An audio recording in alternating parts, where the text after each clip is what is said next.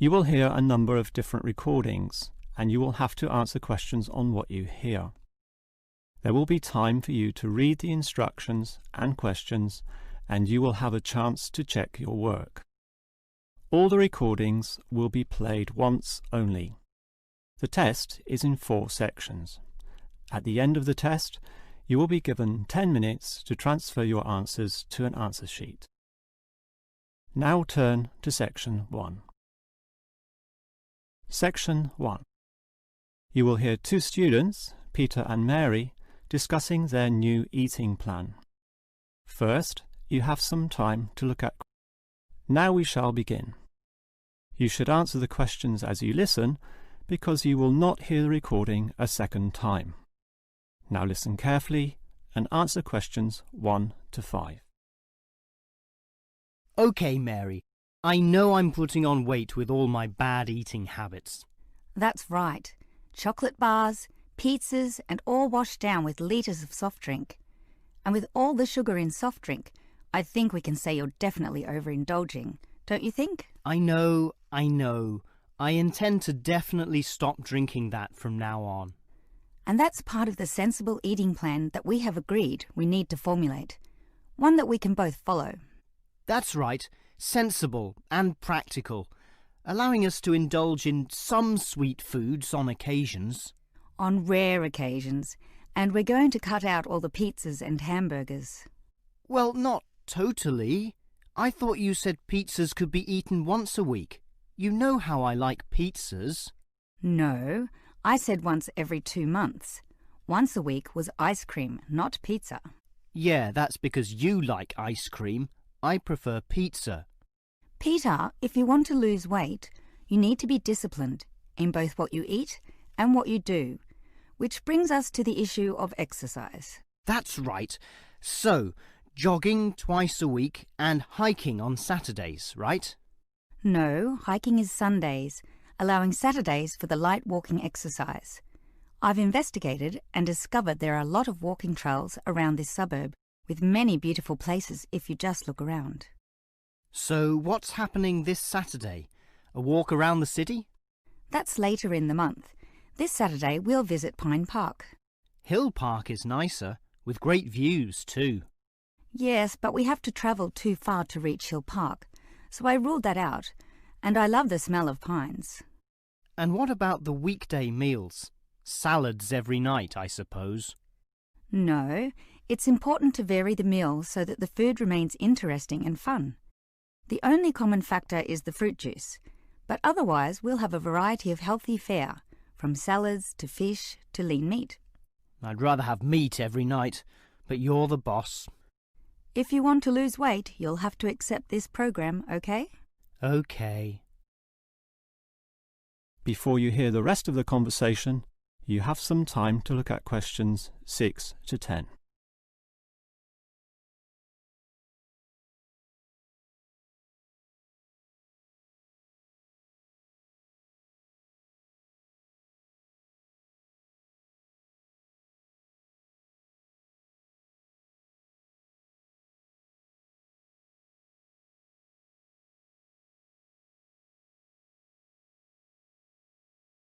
Now listen and answer questions 6 to 10. Now, Mary, you said we could have a little treat in our diet plan 3 times a week, specifically Tuesdays, Thursdays and Sundays. Yes, a very small treat, but something to reward us for all the discipline shown. Such rewards will motivate us to continue the diet. So on Tuesdays, what can I choose? You have a choice between a small serving of chocolate, ice cream or biscuits. OK, well, I'll go for the biscuits. I love those crunchy little things with my cup of tea. So do you, right? I do indeed, so I'll have them too, saving the ice cream for later. But I know how much you like ice cream, so why don't you save it for the end of the week? That will give you the motivation to keep going, and you can have chocolate midweek. That's a good idea. But I think the most important thing is for you and I to eat different things on those other 2 days. Well, if you think that way, I'll eat the ice cream on Thursdays, not the chocolate, OK? Well, if you're having that, then I can't have ice cream. In order to be different, I'll have the chocolate. So we can compare our different snacks and maybe even share a little with each other. Exactly. And the variety and fun involved will take our minds of wanting more. Eating for fun. A good idea. And then you can have the chocolate on Sunday, right? But I like biscuits. Actually, I want biscuits again to have with my cup of tea. But you have the biscuits on Monday, remember? And we can't repeat. Oh, come on. This isn't fixed in concrete. I can have them again instead of chocolate. You might like variety, but I don't. I'm a creature of habit. Well, the whole point of this was to taste different snacks. But if you want the same thing, okay. I, for one, am sticking to the original plan, with ice cream to finish the week and not another dose of chocolate. That is the end of section 1. You now have half a minute to check your answers.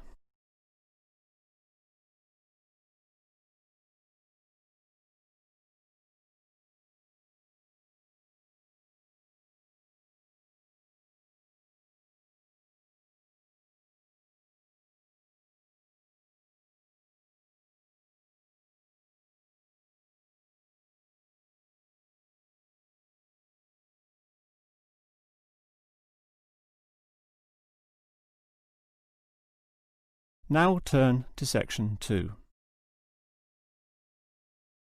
Section 2. You will hear a childcare worker telling some mothers about the advantages of her centre. First, you have some time to look at questions 11 to 16.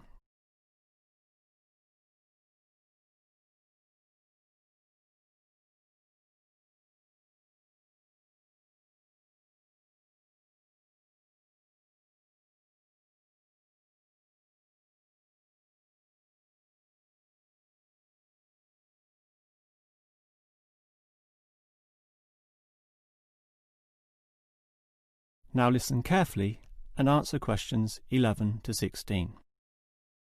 Hello everyone, and welcome to the Stanfield Childcare Centre. Now I know you're all new mothers and you like to cling to your children. You've certainly spent a lot of time raising them to the age of 4 and are perhaps reluctant to leave them here at our centre. Well, one of the first things you should understand is that here it is safe. Very safe. Look around and you'll see that every room has padded walls. Other centres have standard painted walls, but here we have invested a lot to ensure your children will not hurt themselves when running around and possibly tripping over. This padding extends around all corners. That is, the areas most likely to bruise and cut your active little child. So, you can rest assured that any accidents of a physical nature are not likely to happen here. Now, you don't want to dump your child at this centre and let them waste their time. You want them to learn, and that's one of the greatest assets of our establishment. Our staff are not only trained childcare workers, but all of them have a special skill which they can impart to your child. Whether it be teaching the ABC, some basic mathematics, artistic skills, or physical education. We are particularly known for our preschool literacy program, and have a wealth of learning toys specially designed to develop your child's potential. Of course, one concern many mothers have is that, in environments such as these, colds and flus and other viral nasties can be easily spread around.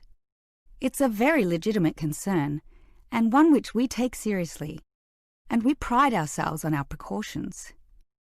For a start, unlike most centres which clean with standard detergents, we disinfect every service at the end of every day, using a special disinfectant wash. Some places just wipe surfaces daily with a damp cloth, but not us, and that's just the start.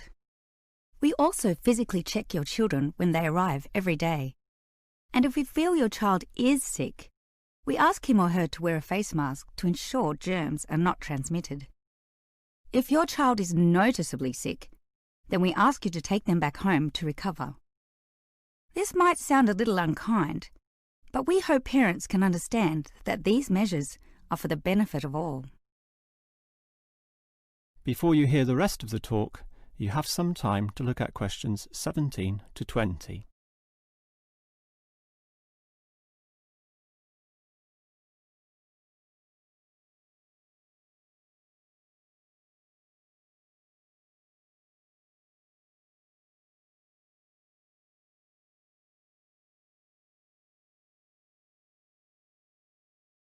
Now listen and answer questions 17 to 20. Now at Stanfield Childcare Centre, we have excellent childcare officers. And let me briefly introduce them. We have Susan, Andrea, Bella, Kathy, Lisa and Liz. They're all fully trained and come with some individual assets which make them even better. Bella, for instance, knows children very well, having worked here for 5 years, and Kathy has her own family, 2 little girls, so she can talk to you with first-hand knowledge of what it's really like to raise children. But getting back to Bella, she often relaxes here after work, spending long hours chatting to parents, as does Kathy in fact. But in terms of hours, nothing can compare to Andrea, who will sometimes spend the night here, staying in our overnight room. Why? Because this centre is very friendly and simply a great place to be. Bella, for example, used to be quite shy herself, but now is marvellous with the little kiddies, as outgoing as any of them. We let Kathy, though, deal with the particularly quiet and introverted children, since having her own family, she knows what can really bring them out. Of course, what better way to do this than with yummy homemade cakes, and Kathy often gets these from Bella, who can make some of the best in town. Yes, everyone here brings something special, which is why we're one of the best childcare centres in the business. That is the end of section 2. You now have half a minute to check your answers.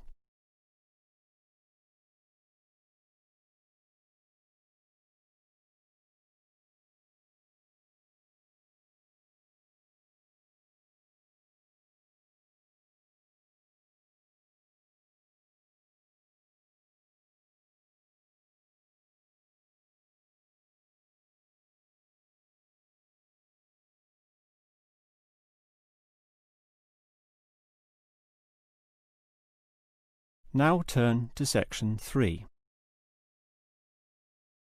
Section 3. You will hear a student, Eric, talking to his lecturer, Miss Harris, about essay writing. First, you have some time to look at questions 21 to 25.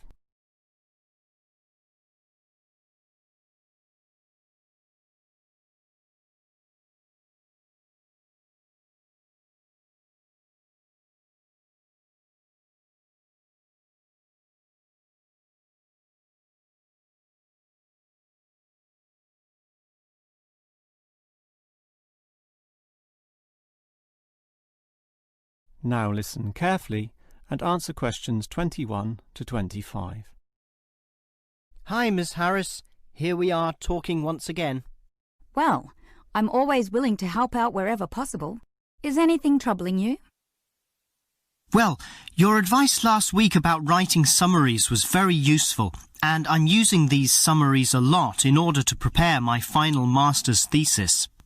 But you're having problems, right? Yes, I have a few issues to discuss. Obviously, I want a good essay, and I want to achieve high marks, but I'm not sure on the best way to start. That's an easy question. Start with a topic, but not one that I necessarily suggest. One that you want to explore. You will always write better when doing so on a topic you are interested in, not one imposed upon you by others. Well, I'm interested in management theory. Then pursue that. However, that alone is far too broad. Break it into various current areas of discussion and relevance. Then look more carefully at one of them. Say, management and cultural differences, or management and motivation, or other aspects, such as the role of salary, group cohesion, or leadership. I would say I'm interested in group cohesion, that is, how people interact in the workplace. Well, that's a start, but you can't then just write planlessly without defining exactly what you intend to do within the area you've chosen. You'll have to think of a thesis, and this statement could be of several types. Such as what?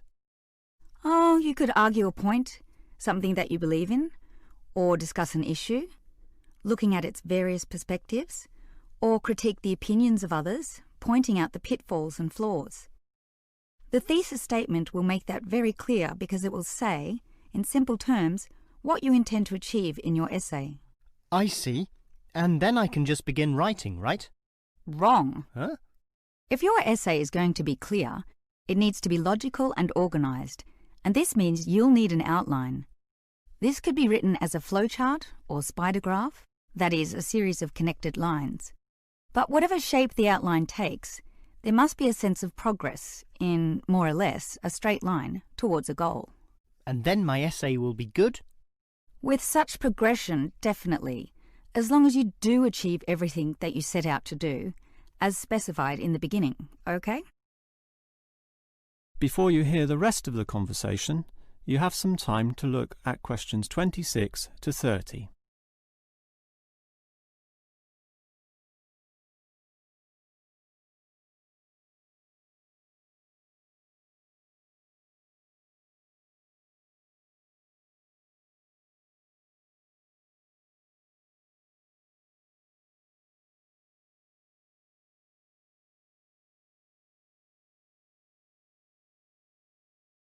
Now listen and answer questions 26 to 30. Well, Ms. Harris, your advice about essay writing all sounds very useful, solid and step by step, so I'll certainly follow that. But can you tell me in more general terms, what constitutes the best essay? Oh, there are many aspects to consider, but one of the most important is certainly original thinking. The best essays are written by people who think for themselves, and not just copy or imitate established views. I think I can do that. But remember, you can't just give a list of unsupported assertions. There needs to be support as well. A chain of logic linking each step in your argument. Right. Yet that alone is not enough. Your argument may be logically sound, but is it practically so? For that, you need examples from real life to illustrate your points or subpoints. I've got lots of examples from my course readings. I suppose I could use them. But remember, whenever you use an example or facts or figures that are not commonly known, you must give a reference. That's an academic necessity, without which your writing will automatically fail. So it's necessary to give these, right? Absolutely. And with that, your essay will be fine. But always ensure that you format it clearly. What do you mean? I mean the practical considerations, as written in the University Style Guide, such as leaving appropriate margins, using double spacing, Arial font, and so on. You see, your writing must look good as well as be good. I can certainly do that. And finally, related to the previous point, you need to respect the number of words required. Your individual lecturers will give you a word count figure, so follow what they say, making your essay neither too long nor too short. Perhaps 10% either way should be acceptable. 15% was common when I was younger, but it's a lot stricter now, and 20% would be pushing the boundaries just a little too far. I guess I can do all that. Thanks for your advice. That is the end of section 3. You now have half a minute to check your answers.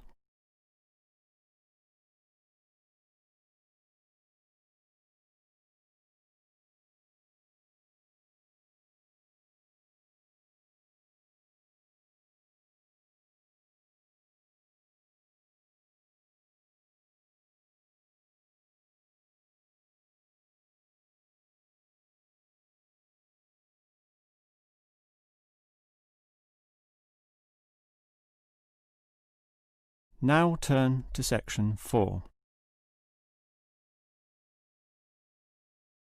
Section 4.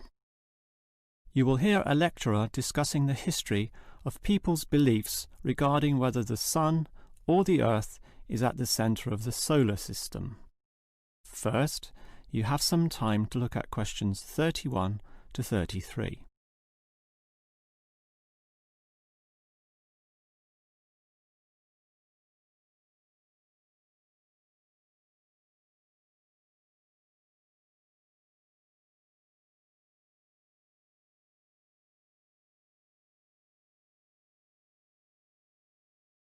Now listen carefully and answer questions 31 to 33. When looking at the night sky, the stars appear to revolve around the Earth, rising in the east and disappearing in the west. The Earth itself seems solid, fixed and stable, and such common sense perception suggests that the Earth is the centre of the universe. This is known as geocentrism, with geo meaning Earth, and all pre-modern civilizations drew this conclusion. We now know, of course, that the Earth revolves around the Sun, and this is called heliocentrism, with helio meaning sun. But historically, it took quite a while for this to be deduced. As early as the 3rd century BC, an ancient Greek astronomer, Aristarchus of Samos, proposed heliocentrism, but received little support from his peers. Similarly, throughout subsequent history, isolated individuals proposed this new idea, but again, no one was listening. Geocentrism just seemed too logical to refute. Geocentrism also fitted the views of the established Christian Church, who could quote biblical passages such as, "The world also shall be stable, that it be not moved." Those who dared disagree were subject to accusations of heresy, often with dire punishments to follow. The trouble was, as the night sky was observed more closely, that simple revolution of the stars proved not so simple at all. In relation to the other stars, some steadily wandered in given directions, then sometimes reversed for months, and disappeared altogether. They were called planets, meaning wanderers. In addition, the position of the sun and moon altered slightly over the year, and comets, those mysterious glowing spots, would come and go. In order to predict the motion of the planets and accurately serve the primary purpose of navigation for sailing ships, increasingly elaborate mathematical models were needed, a sure sign that something was not quite right. Before you hear the rest of the lecture, you have some time to look at questions 34 to 40.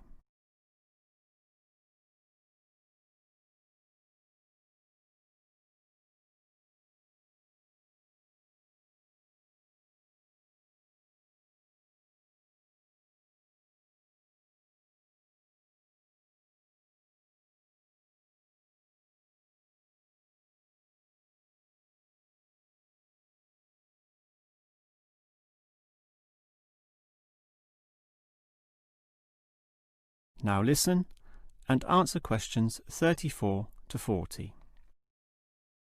Heliocentrism, or the belief that the Sun is the centre of the solar system, still needed a mathematically sound description before it could be scientifically accepted. And it was a Polish astronomer, Nicholas Copernicus, who in 1543 first published this. This event is sometimes referred to as the Copernican Revolution. Copernicus himself certainly feared the consequences of his proof, knowing full well it might invoke the anger of the established church. Probably for this reason, he waited until the last year of his life, when he was sick and dying, to release his findings. In addition, the preface of the book, written by a respected member of the church, stated that the model was not necessarily correct. As a result of this, there was no revolution whatsoever. In fact, the book received scant attention in the subsequent decades, apart from a few irate clergymen who angrily dismissed the whole scheme as irrelevant. Yet the following generations of astronomers did not always fare so well. The Italian scientist Galileo got into trouble, as did a fellow Italian with the surname Bruno, Giordano Bruno, who was burnt at the stake. Yet ultimately nothing could slow the spread of heliocentrism across Europe. It formed the basis of Isaac Newton's great work on the motion of the planets, a work which implied that even the sun, around which the Earth circled, was itself in motion around a common centre of gravity. No discourse about heliocentrism could finish without mentioning that, somewhat unbelievably, there still exist those today who choose to believe that the Earth is the centre of the universe. Modern geocentrism is usually the result of literal interpretations of the Bible, which is the cornerstone of these people's beliefs. They, therefore, also believe in creationism, that is, that a God created everything, and while we may smile at this, it is sobering to consider that surveys have revealed that up to 10% of British people, 12% of Europeans, 20% of the USA, and 25% of the Middle East still hold the belief that the sun revolves around the Earth. One can only wonder what Copernicus would have thought of this. That is the end of section 4. You now have half a minute to check your answers.